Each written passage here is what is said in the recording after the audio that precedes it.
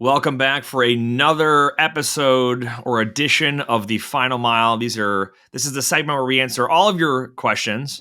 So continue to send them our way, whether it's a YouTube comment in our Facebook group, a direct email to us, info@freight360.net, or the contact form on our website, freight360.net. And while you're there, check out all of our other content, including the Freight Broker Basics course for an educational option there. And please take a moment to check out the sponsors in the description box to help support this channel. That's Quickscope, Levity, Blue Book Services, and DAT. All right, let's hop right in. First question. This is, let's see, how is the freight broker business doing for you as a broker or a carrier? Is it slow for you, or has there been no change in your revenue? I love this question because a lot of times as brokers, we operate very separated or segmented from the rest of our competitors in the industry, and we get aggregate data from sources like DAT and Freight Waves and things like that help us see what the market's doing overall. But oftentimes when I talk to even an agent within our company, they're like, "How are the rest of the agents doing?" Or I'll talk to another brokerage owner or a brokerage, someone who's in leadership at another brokerage. We just kind of ask like, hey, what have you guys been seeing? And it's one of the reasons I love the TIA event in DC about a week or two ago, and getting to just talk to other folks and get their feedback. And Ben, I'm curious what you're seeing. I mean, you're in a very different stage in the brokerage that you've helped launch this year, but I will tell you that with Pierce Worldwide, we had in 2024, we've had two record months for the company this year alone. We had one last year that was the highest I've ever seen profit-wise, and we've had two this year that have both exceeded that record month from last year. So, and you get some slow months too. What I will tell you is as far as rates go and all of that, has felt fairly flat across the board for like a year, if not well over a year. So the growth has really come from a mix of prospecting new business and injecting new business through the acquisition of an agent, right? You bring someone in who's already got a book of business. So it's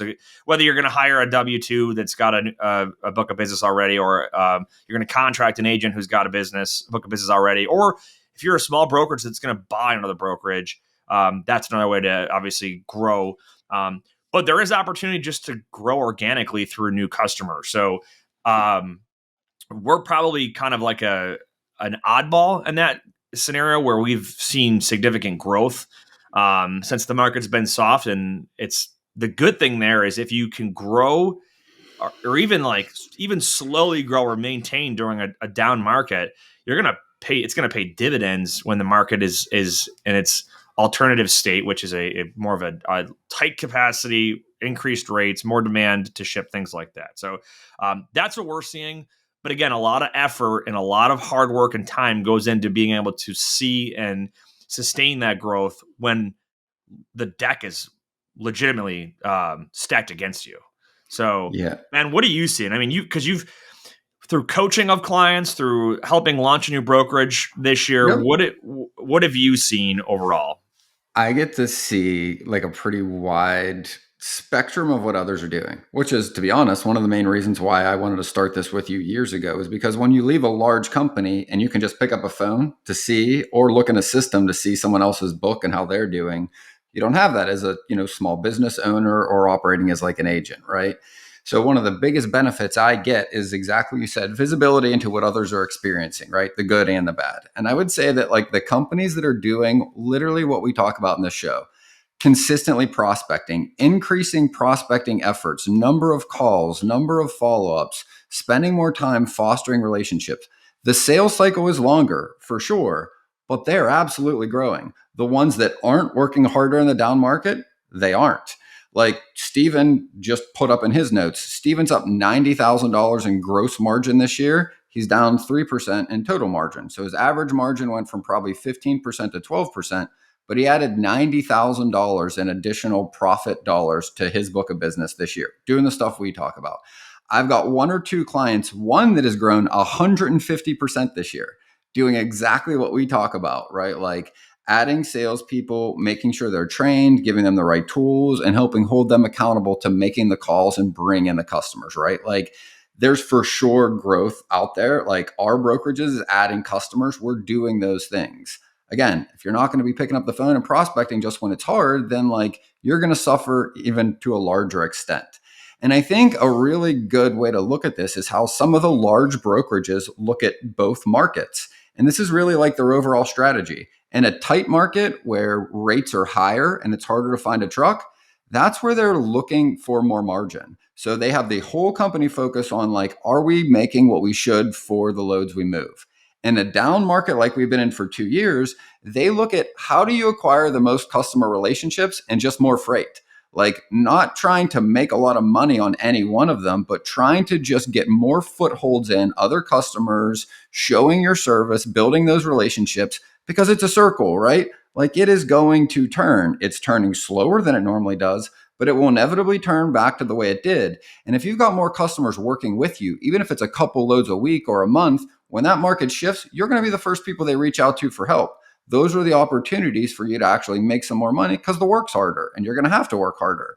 But those two things are always correlated, right? Like, yeah, in a down market doesn't mean you can't grow. It just means it's harder and you have to work more. That's why the folks that succeed in a down market tend to succeed far more in the up markets. And some people can only survive in an up market and then literally can't survive at all in the down market, right? Like, you can't just look for the easier way out of it. Like sometimes the answer is you have to work smarter and harder. Yeah, Mostly the answer. I don't think anybody thought we'd still be where we are heading into Q4 of 2024. No. Like it is tough, but hey, we always say it, like if you can be that, I don't like to call it the better half, but if you were to say, hey, here's the 50th percentile of brokers, be in that top percentile of you're doing the things that the average broker isn't doing. You're making more calls than the average broker. You're making more introductions to carriers than the average broker. Those are the things that will set you apart. So. And they add up over time, right? Like you don't have to beat yourself up and work 14 hours a day until you burn out, right? Like make a couple more phone calls, have a couple more conversations every day, right? Spend a little more time asking a few more questions to both shippers and to your carriers. Ask your carriers where they would like to need more freight at. Then turn around and try to find some more shippers that are in that area, right? Like just spending a little more time and just, I don't even want to say like working harder, just doing that extra few things every day. Over the course of a year, that is a lot more conversations, right? Make 5 more calls a day. That's an average of like an extra 1,500 to 2,000 a year, right? Yeah. Like you got to be in it for the long haul. Like it's a marathon. It's not a sprint. Just beating yourself up and not sleeping to try to work 14 hours a day isn't sustainable either, right? But you can do a little bit more every day. And eventually you're going to start surpassing the competitors that aren't willing to do that want to hang it up at 4:30 or 4:55 or 5 o'clock. You stay till 5:30 every day, that eventually starts adding up. Those are little investments in this company. You invest in time and effort, and hopefully you get back money to be able to support yourself. Yep. All right. Next question. This was a comment from YouTube. This was regarding the CFR 371.3C. That is your rate transparency regulation, stating that brokers need to, a carrier can request. What do you got? Is POS literally the acronym after it, or did they put that in there? They literally started the comment with POS, like you piece of shit. That's literally. I thought, okay. Because the hyphen made it seem like it was part of 371.3C. And I was like, yeah, POS is a pretty good acronym for that. We did a video on rate transparency and why that regulation is it's over 40 years old and it's outdated, needs a revamp. So the comment was POS, like piece of crap, right? POS, so easy to propose when you're negotiating with all the data and time in the world while sitting pretty in the office. Meanwhile, we, the motor carriers, owner-operators, are negotiating in the blind. It doesn't take a rocket scientist to see that slowly but surely these bastards are rigging the game to the point that it's unsurvivable to operate in the industry. I have so many questions. So, again, this wasn't necessarily a question. It was more of a comment on our video that I wanted to address.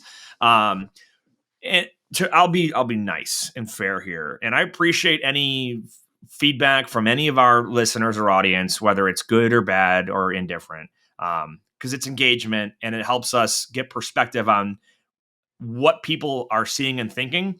And this is, I will say that to give this audience member the benefit of the doubt, he or she probably is misinformed on a variety of things here. So the CFR 371.3C, the reason that brokers are lobbying to have a change to it is because we don't operate in the same environment that we used to. When deregulation happened in 1980, brokers worked off of a commission from the motor carrier. So we would find a carrier freight.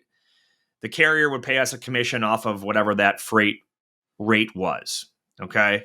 So we needed transparency so we could both understand that, hey, we get this load was $1,000. We're getting a, let's say 5% or 10% commission on it. We can calculate that commission and there's open books, right? Very quickly after deregulation, it became a two transaction environment where no longer was the carrier being paid directly and then paying us commission. We as brokers began invoicing customers directly and then had a second transaction of then paying the truck. And the difference was our margin. So when you move to a two transaction system, now having that rate transparency becomes unnecessary and outdated. And it's us opening our books up to our motor carriers who can potentially back solicit our customers. It's also in violation of a lot of our customers' contracts that state we can't be disclosing whatever their rate is to other folks in the industry. So we're sitting pretty in our office, negotiating with all the data. We're the sales force for the majority of owner operators. That's just a reality. No one is stopping an owner operator from going to sell some business directly themselves. They are more than happy or more than able to do that, and they're welcome to do that. The reality is we become the source of freight for a lot of smaller trucking companies and owner operators that otherwise don't have the time and ability to do this themselves. We're not gouging. If you look at the average freight broker margins that are reported for years and years and years, they haven't really changed. They tend to fall in that 15% area than they have since I've been in this industry. Some folks are higher, some are less. It just depends on a lot of different factors. But we're not rigging anything, and the unsurvivability. It's like if you look at people are saying it's unsurvivable because rates are so low, which means profits are so low. Capitalism does something by design that weeds out unhealthy businesses and it keeps everything fresh. And it might sound cynical, but that's just the way that things happen. It's called free market. It's free market. If a carrier is willing to take a load for a lesser amount, it then forces his or her competition to also do so. The same goes for us as brokers taking freight for less than our competitors with a shipper. And ultimately, if it's supply and demand, if there's a lot of supply of truck capacity out there and the demand to ship on that capacity it's less, right? You're naturally going to have prices contract. And we're in a margin-based business as brokers. So if we even just maintain our margin, we're still making less too. And carriers are making less because the rates are down. No one complained about this in 2021 when rates were through the roof. Who paid the price was the end user, the consumer, because the shipper's prices went up. But I wanted to at least address that. I think it's just a misinformed audience member. Motor carriers have the ability to get the same data that we have. We tend to spend the money to get data that they might not have, and we have customer relationships that they may not have. So appreciate the feedback and the comment. I think it's a misinformed statement, though. Well, there's two things, right? Carriers are not excluded from any of the rating tools. They have access to literally the same things we do and can see the exact same information we have and the same information we use to price things. So I feel like if you don't have an insight into where rates are, you absolutely could. And it's by choice that you don't, for whatever that reason is, because it's not like it's not available. The second thing is, like, I've always thought about this too, is like, if all of the motor carriers in the entire country all were able to bind themselves together in some way and say, listen, we are not going to accept any loads that are less than $2.10 a mile because this is what it costs to manage our business. Nothing would move unless everyone paid that at a minimum. The only reason anyone is able to pay lower than what all the motor carriers want is because, to your point, another motor carrier is willing to run cheaper, right? And I know that's a very simplification of a very complex system and how this works, but the reality is Probably the best way to explain it, it though. really is pretty simple. Like if there's 10 trucks in a city and all 10 of them aren't willing to move for less than $2.50 a mile, cargo will not move out of that city until either another truck comes in and is willing to do it for less, or people pay what they're asking. Like it's supply and demand. If carriers keep taking rates that are lower, and again, I know they don't all have choices. I know it's far more complex in a practical scenario, but like it also is kind of that simple. Like if other carriers aren't underbidding you, that wouldn't drive the rates down, no matter what shippers want to do. Shippers put bids out. That's how they do this. Rates fall because some other carriers are underbidding others, and then the shippers go with the lower ones. And then the ones that were higher don't get that. And then they do that over and over again. If everybody could theoretically hold that line from the carrier perspective, even if you eliminate brokers in the middle, rates would have a floor because shippers don't have a choice. They can't just wait indefinitely to move a load. Things have to go. Yeah, we had Ken Adamo from DAT. The last time he was on, I believe, was earlier this year, and he made a very just a straightforward, objective statement that large and mega carriers who made a lot of money in the post-COVID shutdown years retained a lot of those profits to sustain them when the inevitable market shift hit. So now that rates are low, the carriers that are getting all the freight and maybe taking it at a loss are those carriers that manage their money wisely when they made a lot of money. And they're willing to take it at a loss to keep their trucks moving, to make whatever money they can make. And other carriers who are their competition could be could be an owner operator, could be a small fleet. They're not financially set to be able to operate in this market. Well, that's one of the things that comes with free market, is that those who can manage a downtime are going to survive, and those who aren't naturally will dissolve when the tide goes out, if you want to put it that way. So this is what happens. A lot of people came in not knowing how to run a business and made a lot of money for a short amount of time in 2020 and 2021, and it doesn't last forever. So. And it's also not specific to like our industry. This happens in every industry in the entire country in free market capitalism. There's lots of very large companies that were making lots of money when interest rates were zero, didn't keep any cash on hand. Agents. Everyone's selling houses. Look at all of the commercial real estate market, right? Like how many companies and developers bought big skyscrapers, spent a bunch of money to redevelop them, and then interest rents went up, and now they can't cash flow the properties, and they're handing them back to the banks. Like, yep. Again, like it is a little more complex in some ways. In some ways, it's kind of fundamentally simple, right? Like, exactly. All right. Next question regarding getting started in the industry. Everywhere I've applied, they need a book of business. No problem with that, but need any brokerage linked with to make contracts and onboard shippers perfectly fine as 1099 commission on revenue I provide.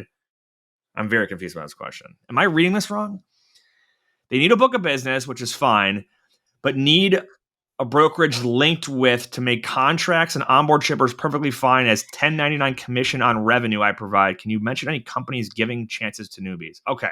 So I think the question is a lot of companies that want 1099 agents want the reality is they want a experienced broker that has a book of business. So this person's basically saying, okay, is there any companies out there giving a chance to newbies? That's the question I'm going to answer, at least, because I don't know. Or they have a book of business that won't transfer, as Stephen might have mentioned in the notes here. Yes, there's an opportunity. I will tell you this.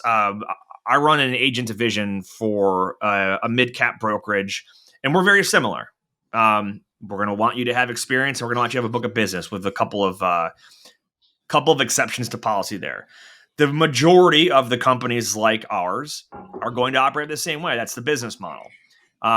don't forget there are 20, 30,000 licensed brokerages out there. Not all of them run the same model that my company does or another agent-based company does. One of the things I recommend often is if you're new and you want to get into brokerage and you want to become an agent under somebody, we have a Facebook networking group with almost 100,000 folks in it from brokerage and carriers and all that good stuff. Almost every day there's a post in there of somebody saying, I'm looking to work for somebody, or there's a post in there of someone, hey, I'm looking for 1099s. I'll train you. Right. Yep. So that's one way to network. And the reality is, you have to go old school network, find someone who's going to give you an opportunity and assure them or convince them why you're worth taking a risk on, rolling the dice on. But yes, we don't have a company to tell you to go to, but I would tell you to go get out there in front of people, be around the people that are running businesses that you want to go work for, and introduce yourself and network. Do you have any other recommendation on it? No, that's what I said. I responded to that comment, and I also Okay. put a link to our Facebook group to the same. And the other thing is, like, there's a lot of ways that you can work through a situation if you ask more questions, like whether it's as a broker or trying to get a position as a broker, right? Like, I've helped agents get on with other agencies where, like, they didn't have as much experience. They've gone through our course and, like, they had the hustle, like they were putting up numbers and really wanted to. So, like, I've helped connect them with some other people that had brokerages that had the same qualifications you're talking about. They want to book a business or experience. And here's the reason: that brokerage, if you come on as an agent, you cost them money until you move freight. So the reason they don't want to is, like, they're paying for your tools and user logins of a few $100 or, $600-700 a month or whatever the number is per the brokerage. The reason they don't want to bring on somebody without a book of business is, like, they're literally paying you to go work for them at first. So they don't want to take that risk if they don't have some assurance you'll succeed. So in one of the scenarios, I had an agent say, listen, I'll pay my cost until I get a book of business. So I know I'm a risk to you because I cost money. Tell me what my logins are. Tell me what you pay. And how about I pay you?